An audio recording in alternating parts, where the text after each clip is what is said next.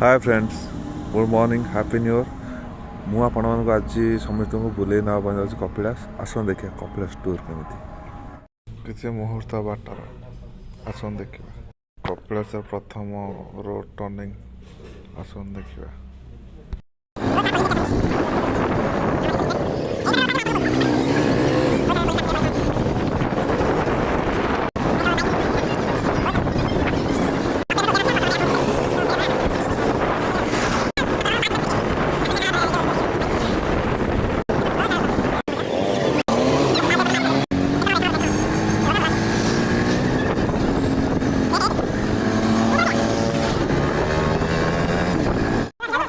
बहुत भिड़ बहुत हईराण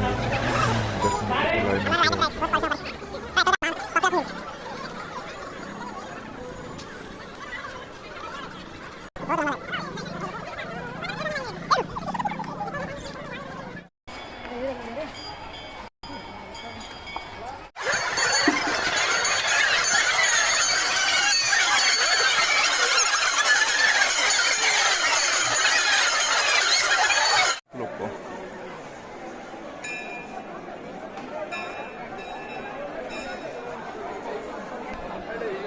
माँ पार्वती मंदिर।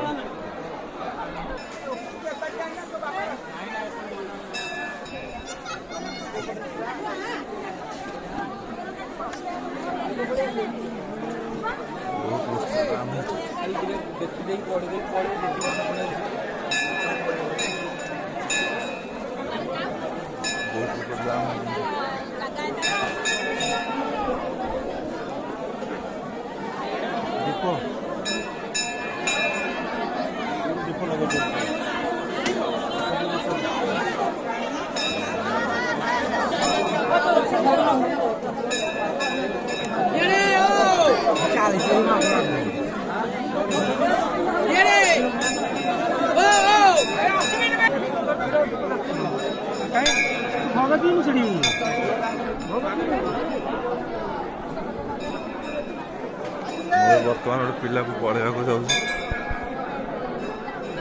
जापार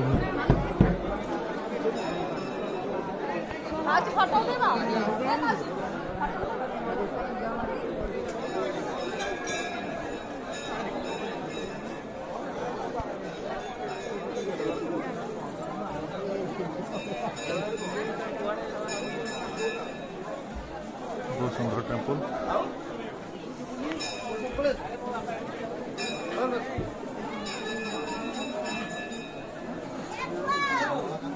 नना ये कौन चलती नना ये कौन चलती कौन चलती बंद कर कथा कौन डिटेल्स मैंने कपिलास कौन चलती कौन चलती भाई कह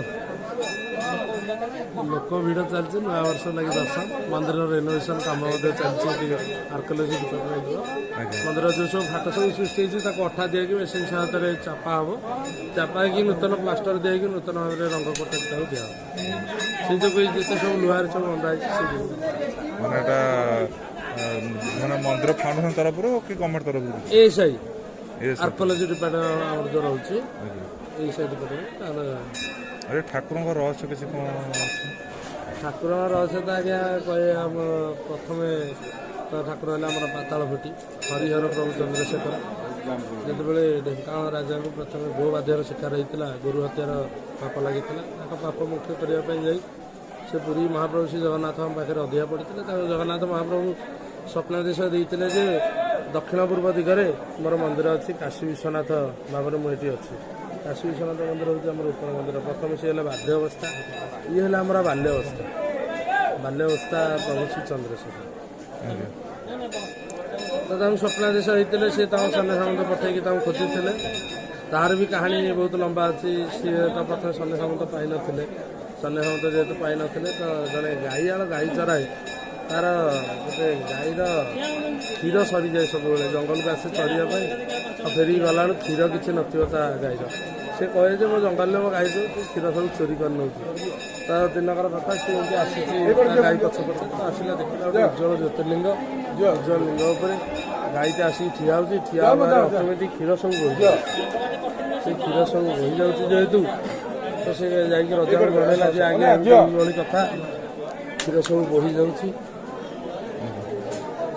ସେଠୁ ରଜା କହିଲେ ତାଙ୍କ ବି ଏମିତିରେ ବି ସ୍ୱପ୍ନାଦେଶ ହେଇଥିଲା, ଉଜ୍ଜଳ ଲିଙ୍ଗ ଅଛନ୍ତି, ପୁରା ସୂର୍ଯ୍ୟର ରଶ୍ମି ଭଳି ତାଙ୍କର ରହିଛି।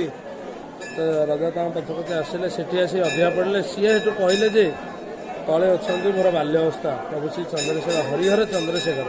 କାହିଁକିନା ଏଠି ବିଷ୍ଣୁ ବି ଅଛନ୍ତି, ଶିବ ବି ଅଛନ୍ତି, ତ ଉଭୟ ବେଲପତ୍ର ମଧ୍ୟ ଲାଗି ହେଉଛି, ତୁଳସୀ ମଧ୍ୟ ଲାଗି ହେଉଛି। କାହିଁକିନା ଆମର ଯେଉଁଠି ଆପଣ ଦେଖିବେ ଶିବ ମନ୍ଦିରରେ କେବଳ ବେଲପତ୍ର ଲାଗି ହୁଏ, ତୁଳସୀ ଲାଗି ହୁଏନି। ଯେହେତୁ ଅଛନ୍ତି ବିଷ୍ଣୁ ଅଛନ୍ତି, ଶିବ ଅଛନ୍ତି, ସେଇ ଯେଉଁ ବେଲପତ୍ର ତୁଳସୀ ଉଭୟ ଲାଗି ହେଉଛନ୍ତି। ମନ୍ଦିରର ପ୍ରଥମେ ଯେତେବେଳେ ଆପଣ ମନ୍ଦିର ପ୍ରବେଶ କରିବେ, ପ୍ରଥମେ ଅଚ୍ୟୁତ ପାବନ ମାନଙ୍କୁ ଦର୍ଶନ କରିବେ। ତା ତଳେ ଅଛନ୍ତି ମହାପ୍ରଭୁ ଶ୍ରୀ ଜଗନ୍ନାଥ ବିରାଜ। କାହିଁକି ନା ଇଏ ହେଉଛନ୍ତି ବି ସେଇ ହରିହର ଯେହେତୁ ଅଛନ୍ତି, ତ ଏଠି ମହାପ୍ରଭୁ ଜଗନ୍ନାଥ ବି ସ୍ଥାପନା କରାଯାଇଛି। ତ ମହାରାଜ ଆସିଲେ, ରାଜା ଢେଙ୍କାନାଳ ରାଜା ଯେତେବେଳେ ସେ ଥିଲେ, ସିଏ ଏଠୁ ଆସିଲେ, ଏଠି ହୋମ କଲେ। ତାଙ୍କୁ ସ୍ୱପ୍ନାଦେଶ ହେଲା ଯେ ତମେ କଳା ଚାନ୍ଦୁଆ ଟାଙ୍ଗିକି ହୋମ କରିବ। ଗୋବାଧ୍ୟର ଗୋହତ୍ୟା ଦୋଷରୁ ମୁକ୍ତି ପାଇବା ପାଇଁ କଳା ଚାନ୍ଦୁଆ ବାନ୍ଧିକି ହୋମ କରିବ। ଯଦି ସେ କଳା ଚାନ୍ଦୁଆ ଧଳା ହେଇଗଲା ତାହେଲେ ଆପଣଙ୍କ ଗୋହତ୍ୟା ଦୋଷ ମୁକ୍ତ ପାଇବେ। ଯାହା ହଉ ମହାପ୍ରଭୁ ଚନ୍ଦ୍ରଶେଖର ଅହେତୁକ କୃପା ହେତୁ ଯଜ୍ଞ ଆରମ୍ଭ କଲେ। ଯଜ୍ଞରେ ମଧ୍ୟ ସଫଳ ମଧ୍ୟ ପାଇଲେ, କଳା ଚାନ୍ଦୁଆଟି ଧଳା ହେଇଗଲା। ସେବେଠୁ ମହାପ୍ରଭୁଙ୍କର ମନ୍ଦିର ଏଠି ବିରାଜମାନ। ମହାପ୍ରଭୁ ଚନ୍ଦ୍ରଶେଖର, ହରିହର ଚନ୍ଦ୍ରଶେଖର। ତ ଅପେକ୍ଷା କଲା ପରେ କାଶୀ ବିଶ୍ୱନାଥଙ୍କ ଦର୍ଶନ। ଜୟ ପ୍ରଭୁ ମହାଦେବ, ହର ହର ମହାଦେବ। କାଶୀ ବିଶ୍ୱନାଥ ଭେଟ କଲା ପରେ ଏବେ ସୀତାଙ୍କ ଏନ୍ତୁଡ଼ିଶାଳ ନିକଟକୁ ଗ୍ରସ୍ତ। ଆସନ୍ତୁ ଦେଖିବେ। ଆମେ ସୀତାଙ୍କ ଏନ୍ତୁଡ଼ିଶାଳ ନିକଟରେ ପହଞ୍ଚାଇଛୁ। ଏ ଦେଖ ସୀତାଙ୍କ ଏନ୍ତୁଡ଼ିଶାଳ। ଆସନ୍ତୁ ଦେଖିବା ସୀତାଙ୍କ ଏନ୍ତୁଡ଼ିଶାଳରେ କ'ଣ ଅଛି।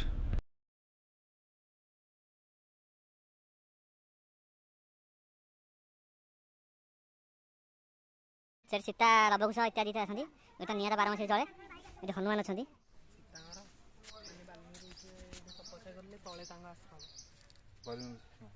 ପ୍ରକୃତରେ ଏଠି ବାଲ୍ମୀକି ଋଷି ଆଗରୁ ଥିଲେ କି ନଥିଲେ?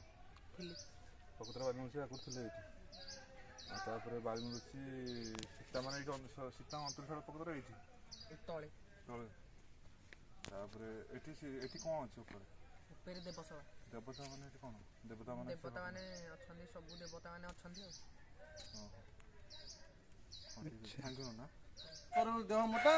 ହଁ ଦେହ ତାଙ୍କର ମୋଟା ଆଉ ପୋଲିଓ ହେଇଯାଇଛି। नो नो नो ये बिचरा को कहीं